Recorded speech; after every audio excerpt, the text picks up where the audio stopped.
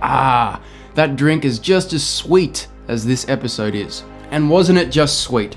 This was a great episode again. 4 for 4 we're at now. I'm starting to get nervous. This is what happened with Game of Thrones. You fell in love and then you were betrayed. But so far, it's all good. I guess we'll go through the episode a bit and I'll give my thoughts on each moment. We start with Daemon Targaryen coming back to King's Landing after his little conquest in the Narrow Sea. His people have named him King of the Narrow Sea. He has a crown, he has a weapon. He approaches the king and no one knows quite what's going to happen.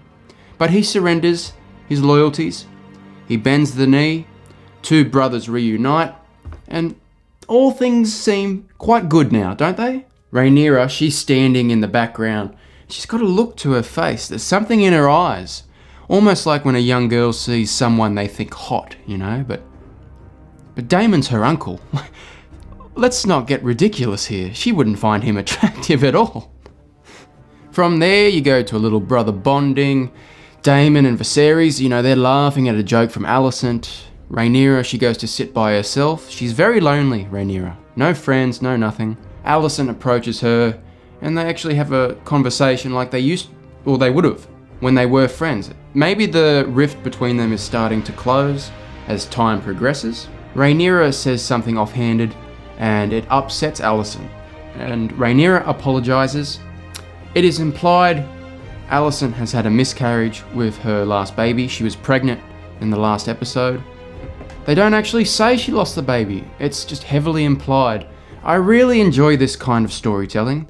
The subtle pieces they lay for you. Nothing is truly spelled out. There's a lot you have to infer as an audience member. But it is here in Rhaenyra's loneliness that Daemon sees an opportunity.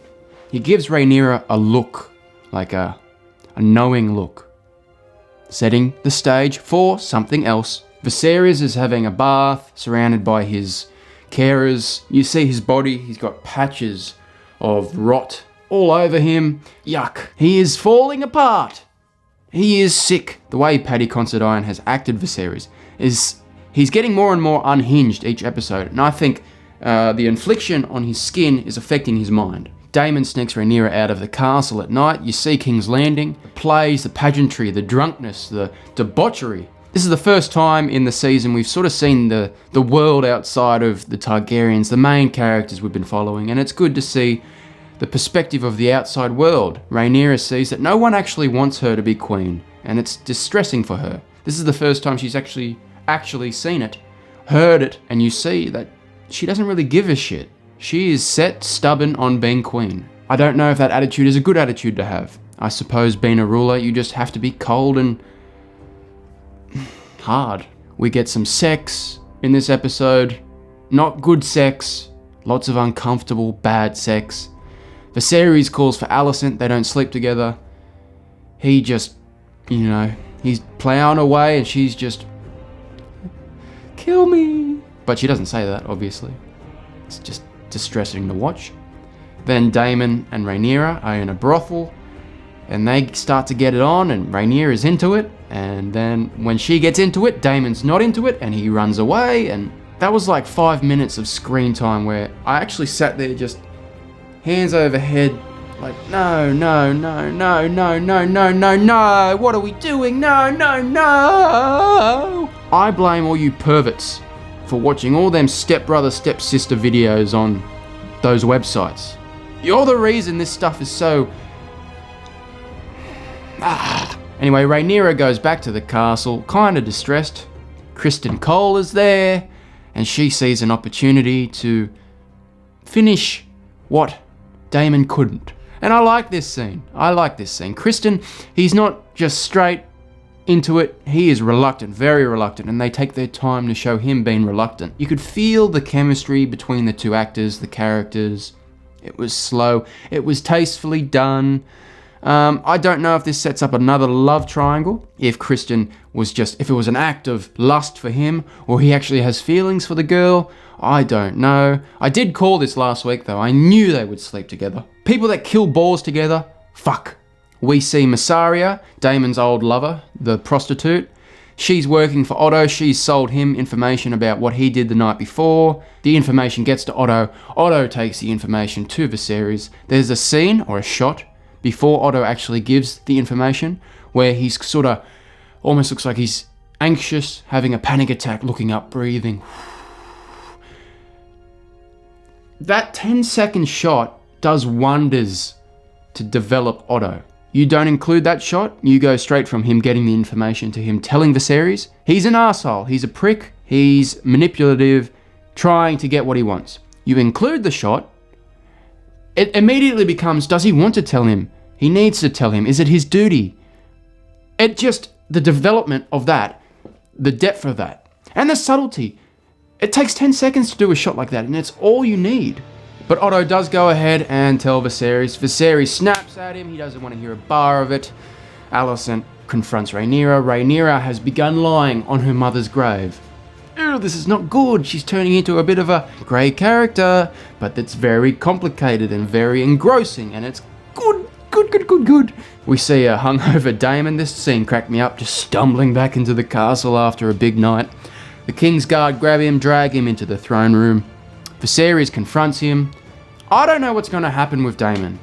He's actually such an unpredictable character that the actual velocity, the trajectory of his story, I just can't see where it's going. I don't know if he's a good guy or a bad guy or what he's doing.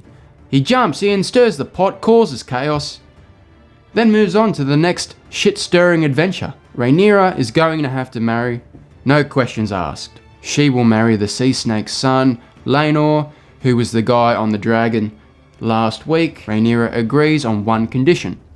Otto is no longer Hand of the King. He is out. And now he's lost his position of power. So, is he going to get dirty? Are his tactics going to change?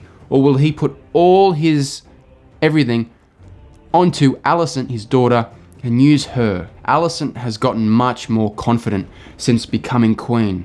So maybe all this confidence with her father's whispering will just make her a very devious, dark character going forward. But this was another really, really strong episode. It has been that long since we had a good Game of Thrones season that I think people forgot. This is how it always was.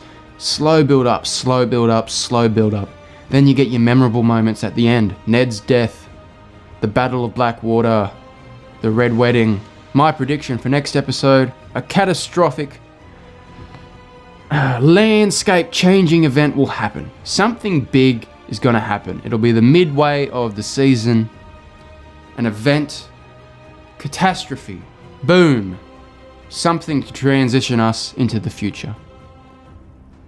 That is another review complete. I have a weird thing today. I can't think properly. I can't really speak clear today. So I hope you've bared with this review. Basically, episode 4 is good. We can move on now. On to the next episode. On to next week. On to the future. Thank you for stopping by.